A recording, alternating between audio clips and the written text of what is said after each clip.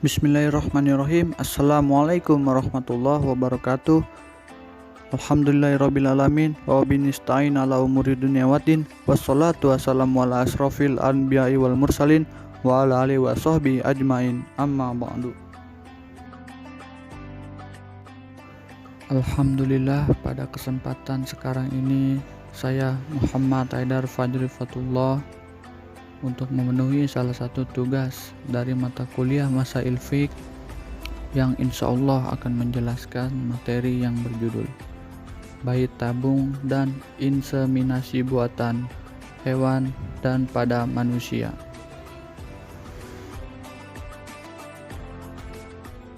Sebelum memulai presentasi, marilah kita membaca Bismillahirrahmanirrahim agar nanti ilmu yang kita pelajari bisa bermanfaat. Amin ya Allah ya Rabbal Alamin.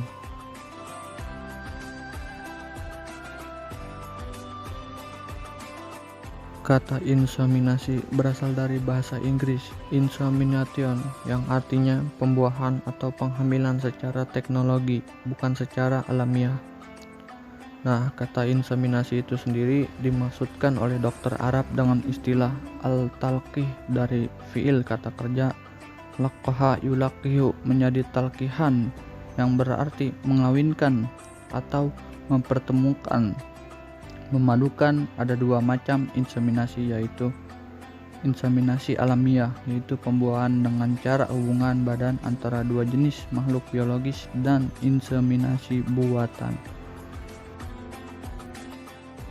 Inseminasi buatan pada hewan dan manusia menurut hukum Islam.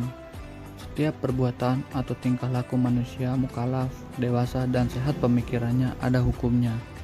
Dan setiap ketetapan hukum Islam mempunyai dasar-dasar hukumnya seperti Al-Quran, hadis, qiyas, ijma, maslahah, mursalah, dan sebagainya. Hukum inseminasi pada hewan. Pada umumnya hewan itu, baik yang hidup di darat, di air, maupun yang hidup di udara adalah halal dimakan dan dapat dimanfaatkan oleh manusia untuk kesejahteraan hidupnya, kecuali beberapa jenis makanan atau hewan yang dilarang dengan jelas oleh agama. Kehalalan hewan pada umumnya dan hewan ternak pada khususnya adalah berdasarkan firman Allah dalam surat Al-Baqarah ayat 29 yang menyatakan bahwa semua yang ada di langit dan di bumi ini untuk kesejahteraan manusia. Bismillahirrahmanirrahim.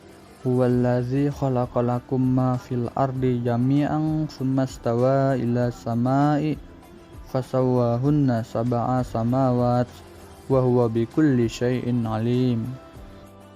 Artinya, dialah Allah yang menjadikan segala yang ada di bumi untuk kamu, dan dia berkehendak menciptakan langit, lalu dijadikannya 7 langit, dan dia maha mengetahui segala sesuatu. Mengenai hewan yang halal dan haram, terdapat perbedaan pendapat di kalangan ulama, yakni ulama mengharamkan 10 macam makanan atau hewan yang tersebut dalam surat Al-Maidah ayat 3, sebab ayat ini termasuk wahyu terakhir yang turun. Yang kedua, ulama hadis menambah beberapa larangan berdasarkan hadis Nabi, yaitu antara lain semua binatang buas yang bertaring, semua burung yang berkuku tajam, keledai peliharaan, dan peranakan kuda dengan keledai, bigol. Yang ketiga, ulama fikih atau mazhab menambah daftar sejumlah hewan yang haram dimakan berdasarkan ijtihad, yaitu antara lain semua jenis anjing termasuk anjing hutan, rubah, gajah, musang atau garangan, raja wali, gagak, buaya, semua jenis ulat dan serangga. Yang terakhir, Rashid Ridho berpendapat bahwa yang tidak jelas halal atau haramnya berdasarkan nas Al-Quran itu ada 2 macam, yaitu semua hewan yang baik, bersih, dan lezat adalah halal, dan semua hewan yang jelek, kotor, dan menjijikan adalah haram. Hukum inseminasi buatan pada manusia, bayi tabung. Ada beberapa teknik inseminasi buatan yang telah dikembangkan dalam dunia kedokteran, antara lain fertilization in vitro atau FIV, dengan cara mengambil sperma suami dan ovum istri, kemudian diproses di vitro tabung, dan setelah terjadi pembuahan lalu ditransfer di rahim istri. Yang kedua ada gamet intrafelopian tuba GIFT, dengan cara mengambil sperma suami dan ovum istri dan setelah dicampur terjadi pembuahan, maka segera ditanam di saluran telur tuba Fallopi. Masalah bayi tabung atau inseminasi buatan ini telah banyak dibicarakan di kalangan Islam dan di luar Islam, baik di tingkat nasional maupun internasional. Misalnya, Majelis Tarjih Muhammadiyah dalam muktamarnya pada tahun 1980 mengharamkan bayi tabung dengan donor sperma.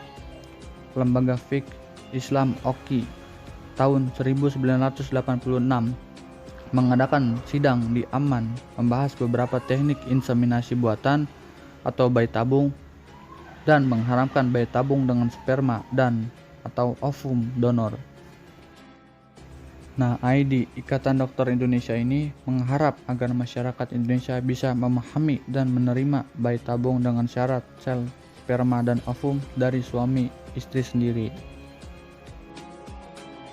Dalam pandangan Islam, inseminasi buatan ini apabila dilakukan dengan sel sperma dan ovum suami istri sendiri dan tidak ditransfer embrionya ke dalam rahim wanita lain termasuk istrinya sendiri yang lain bagi suami yang berpoligami, maka Islam membenarkan baik dengan cara mengambil sperma suami kemudian disuntikan ke dalam vagina atau uterus istri maupun dengan cara pembuahan dilakukan di luar rahim kemudian buahnya ditanam di dalam rahim istri asal keadaan kondisi suami istri yang bersangkutan benar-benar memerlukan cara inseminasi buatan untuk memperoleh anak. Karena dengan cara pembuahan alami suami istri tidak berhasil memperoleh anak.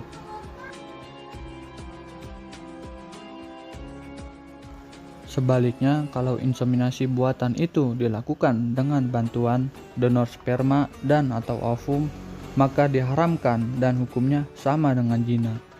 Dan sebagai akibat hukumnya, anak hasil inseminasi tersebut tidak sah dan nasabnya hanya berhubungan dengan ibu yang melahirkannya. Dalil-dalil syara yang dapat dijadikan sebagai dasar hukum untuk mengharamkan inseminasi buatan ada pada surat Al-Isra ayat 70. Bismillahirrahmanirrahim. Walaqad karramna bani adama wa hamalnahum fil barri wal bahri wa razaqnahum minat thayyibati wa faddalnahum ala katsirin mimman khalaqna tafdila. Artinya, dan sesungguhnya telah kami muliakan anak-anak Adam, kami angkut mereka di daratan dan di lautan, kami beri mereka rezeki dari yang baik-baik, dan kami lebihkan mereka dengan kelebihan yang sempurna atas kebanyakan makhluk yang telah kami ciptakan. Surat Al-Isra ayat 70. Adapun surat At-Tin pada ayat 4. Bismillahirrahmanirrahim. Laqad khalaqnal insana fi ahsani taqwim. Sungguh kami telah menciptakan manusia dalam bentuk yang sebaik-baiknya. Sedangkan menurut mazhab Syafi'i membolehkan wanita hamil tersebut dikawini oleh orang yang tidak menghamilinya tanpa harus menunggu lahirnya bayi yang dikandungnya. Sebab anak yang dikandungnya tidak ada hubungan nasab dengan pria yang berzina yang menghamili ibunya. Karena itu adanya janin itu sama dengan tidak adanya, sehingga tidak perlu ada masa iddah. Kesimpulannya ialah mengenai status atau anak hasil inseminasi dengan donor sperma dan atau ovum menurut hukum Islam adalah tidak sah dan statusnya sama dengan anak hasil prostitusi.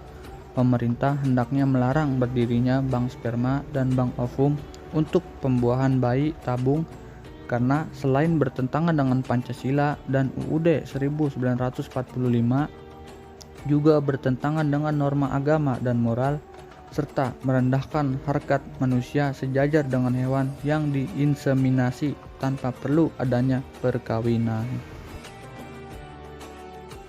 Mungkin cukup sekian pembahasan materi saya pada kali ini.